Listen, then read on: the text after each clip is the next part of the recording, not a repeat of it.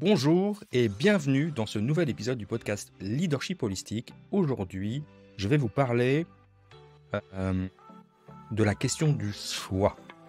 Alors pourquoi je vous parle de ça aujourd'hui? Eh bien parce que vous savez que j'ai écrit ce livre, Pardonne-moi Ella, avec mon ex-compagne, la maman de Ella, Linda. Et on a écrit ce livre ensemble pour rendre hommage à notre fille Ella, que nous avons perdue, suite à une interruption de grossesse. Et la question du choix s'est posée quand on a appris, au-delà des 3 premiers mois, en fait, que notre fille était atteinte du syndrome de la trisomie 21, et la question du choix nous a été posée. Puisqu'elle est atteinte d'une maladie grave, on avait le choix de décider de vie ou de mort sur notre fille. Je le dis comme ça, c'est très brutal, mais c'est comme ça que ça nous a été posé finalement. Et la question du choix, c'est quelque chose d'important parce que moi, je suis partagé entre la question du libre arbitre et la question du choix qui s'impose. Et voilà. Et donc j'ai voulu, on a voulu rechercher un peu dans la philosophie, dans la psychologie, dans les neurosciences, dans la spiritualité. On a essayé de trouver des réponses sur la question du choix. Je ne sais pas si j'ai des réponses, mais au moins j'ai des propositions ou des choses qui sont intéressantes. Donc je vais vous lire. Moi, je vais me mettre directement au prompteur, ce sera un petit peu plus joli, mais je vais vous lire l'extrait de notre livre sur la question du choix, ici. Et je vous retrouve tout de suite après pour éventuellement débattre un petit peu si c'est OK. Alors on y va, c'est parti. Donc ce chapitre s'intitule Le poids du choix. Choisir. Le choix résulte de la décision d'une ou plusieurs personnes confrontées à une situation offrant une ou plusieurs options. En philosophie, la question de savoir si un individu ou un groupe d'individus effectue un choix de manière libre ou déterminée renvoie au problème de l'existence ou non du libre arbitre. Le libre arbitre, c'est décider de manière totalement libre et indépendante sans aucune contrainte. La liberté de notre volonté se connaît sans preuve par la seule expérience que nous en avons, disait Descartes. Selon Descartes, le caractère absolu de la liberté de choix ne peut être démontré. C'est un principe premier. Nous sommes réellement à l'origine de nos pensées, de nos actes indépendamment du contexte social et des forces naturelles qui s'exercent sur nous. Nous serions donc des voyageurs égarés qui suivons différentes directions sans avoir aucune certitude concernant le point d'arrivée. Nous avons été créés à l'image de Dieu et nous bénéficions des mêmes libertés infinies que les siennes. Alors que selon Spinoza, la liberté est illusoire et une croyance irrationnelle car elle suppose de faire de l'homme un individu échappant aux lois de la nature. Cette pierre, assurément, puisqu'elle n'est consciente que de son effort, croira être libre et ne persévérer dans son mouvement que par la seule raison qu'elle le désire. Telle est cette liberté humaine que tous les hommes se vantent d'avoir et qui consiste en cela, seul, que les hommes sont conscients de leurs désirs et ignorants des causes qui les déterminent, disait Spinoza. Faire un choix, c'est être libre. Du moins, c'est ce que l'on croit. C'est une illusion qui provient de notre ignorance car nous ne connaissons pas suffisamment bien les raisons qui nous ont poussés à agir de la sorte. Pour se libérer de cette illusion, l'homme doit apprendre à utiliser sa raison et contrôler ses désirs et passions. De même, selon Nietzsche, la liberté a été inventée à des fins morales pour juger les hommes de leurs actes. Toujours selon Nietzsche, l'homme est déterminé par son corps physique, étant soumis à ses passions, ses pulsions et ses instincts. Le libre arbitre serait donc une illusion due aux causes qui les déterminent. Et Nietzsche disait « La liberté de choix est absente des petites comme des grandes choses ». Selon Marx, nos choix dépendent des conditions sociologiques, économiques et culturelles. Ainsi, l'homme subit un déterminisme lié à son environnement. Le domaine de la liberté commence là où s'arrête le travail déterminé par la nécessité. Le comportement borné des hommes en face de la nature conditionne leur comportement borné entre eux, disait Karl Marx. Et enfin, selon Freud, nos choix seraient déterminés par notre inconscient, instance psychique dont le contrôle échappe à la conscience et à la volonté. Nous voulions croire que nous avions le choix, mais l'avions-nous vraiment? Étions-nous libres de décider ou bien avions-nous l'illusion d'avoir un choix à faire? Quels sont les éléments qui ont dicté notre choix?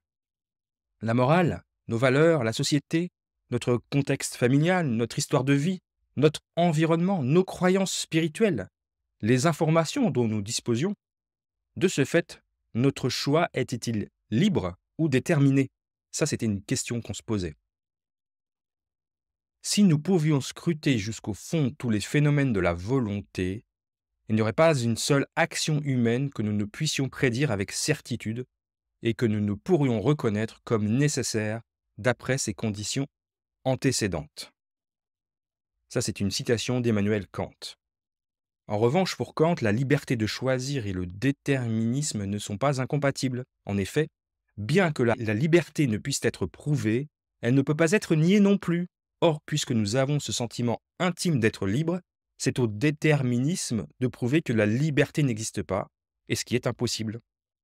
Comme en physique quantique, où une particule élémentaire peut être dans deux états différents en même temps, une action peut être en même temps déterminée d'un point de vue sensible, observable, scientifique et libre du point de vue intelligible, du point de vue de l'esprit à l'origine de l'action. Du point de vue des neurosciences, le libre arbitre serait aussi une illusion. Dans les années 80, Benjamin Libet démontrait que même avant la prise d'une décision consciente pour initier une action volontaire, le cerveau était déjà inconsciemment activé et impliqué dans la planification de l'action. Plus récemment, à l'école polytechnique fédérale de Lausanne, donc le PFL, les chercheurs explorent les mécanismes cérébraux du libre arbitre. Un acte de libre arbitre est une composante de la conscience de soi. En effet, les battements de notre cœur nous indiquent que le cœur fait partie de nous, alors que les ronronnements du chat nous montrent qu'il est externe à nous, en plus de nous informer de son état de bien-être. Ainsi, les neuroscientifiques considèrent que le libre arbitre est ancré dans le corps. Les chercheurs de l'EPFL ont prouvé par l'expérimentation que la volonté est ancrée dans les poumons. Le cycle régulier de la respiration ainsi que des processus cérébraux connexes fait partie du mécanisme qui conduit à une prise de décision consciente et aux actions de libre arbitre. Ainsi, il est possible de prévoir que nous allons lancer une action volontaire en observant notre respiration, mais pas l'action précise, le quoi. Dans ce travail scientifique, il est question d'actions simples telles que appuyer sur un bouton. Notre choix concernant la vie ou la mort d'un être vivant est un processus bien plus complexe, mais cela interroge sur notre capacité à décider par nous-mêmes. Selon certains courants spirituels, nous passons un contrat d'âme avant de nous réincarner. Sur le plan matériel, c'est-à-dire au niveau physique, émotionnel et psychologique, le libre arbitre existe. Sur le plan spirituel, il n'existe pas. En effet, sur le plan matériel, les humains peuvent vivre toutes les expériences qu'ils souhaitent, le temps qu'ils veulent. Sur le plan spirituel, il n'y a qu'une seule possibilité, retrouver le chemin vers la source de toute lumière. Notre vie physique nous permet d'expérimenter ce que l'on veut, et en ce sens, nous avons le choix de décision, notre libre arbitre.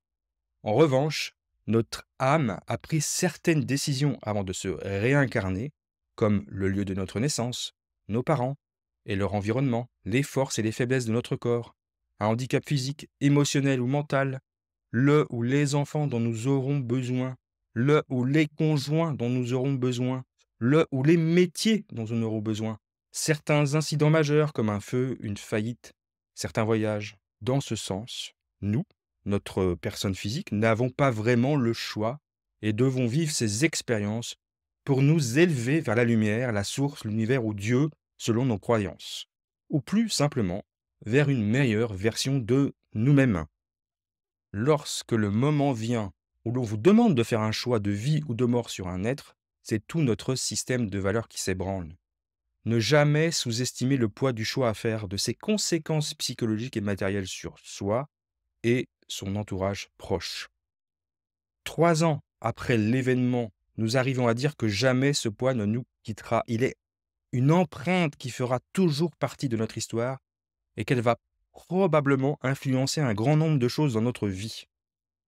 Si nous avons appris depuis à vivre avec, il n'a pas été simple de l'accepter dans nos vies pendant bien 2 ans. Il a fallu lui définir une place à l'intérieur comme à l'extérieur de nos êtres respectifs. Un choix tel que celui-ci a tellement d'importance. Si la mort fait partie de la vie, que c'est l'option que vous choisissez pour autrui et non le contraire, comme c'est moralement le cas, vous perdez une partie de votre humanité pour avoir joué l'espace d'un instant l'empereur romain dans son arène.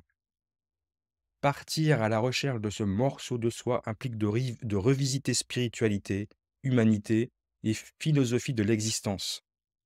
Dans une reconstruction complexe, il peut s'avérer tortueux de s'aventurer dans le recoin de notre propre éthique et intégrité.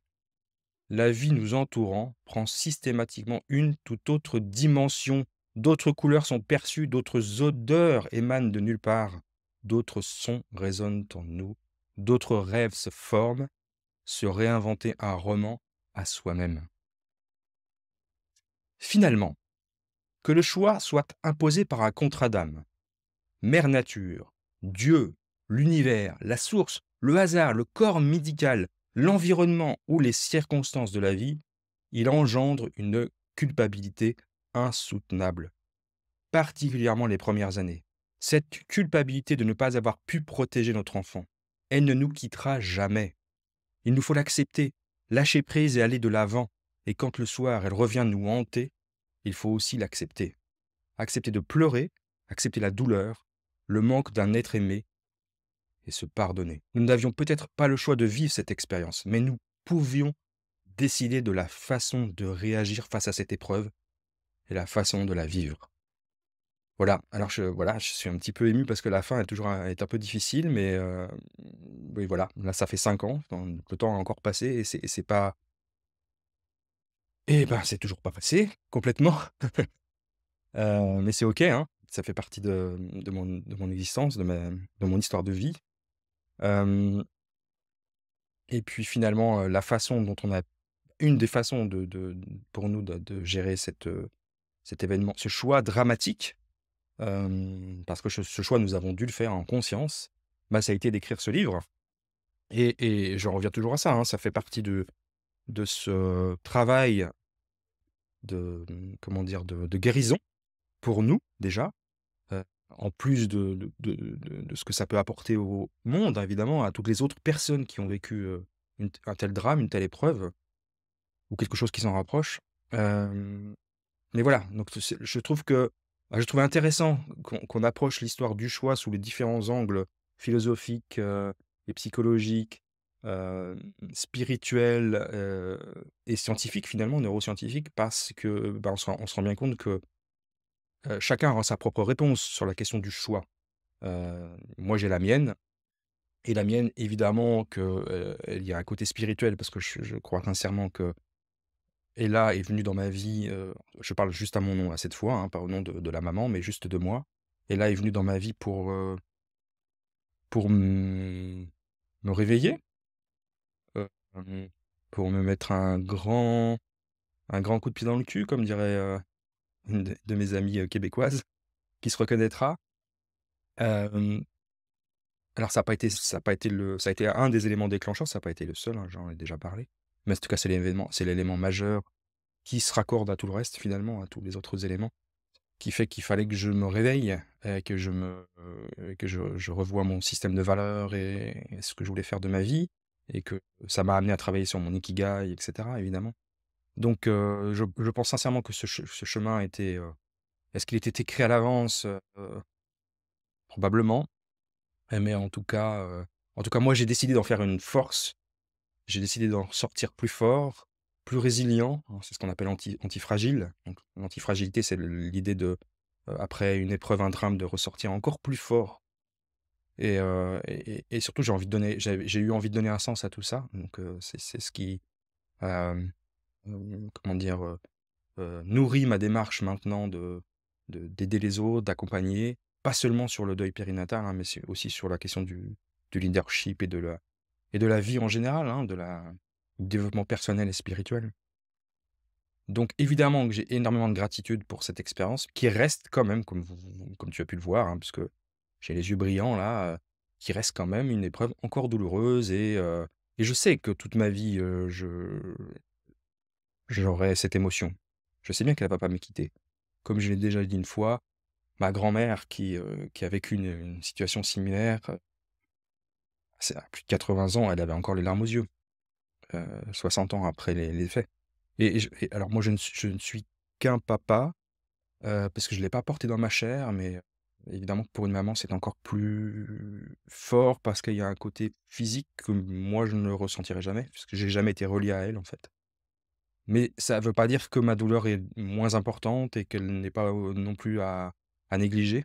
Voilà, c'est aussi un peu l'essence du livre, hein, c'est que c'est pas juste, les mamans qui souffrent, les papas aussi. Voilà. Chacun dans sa propre, relation à son enfant, hein, bien évidemment.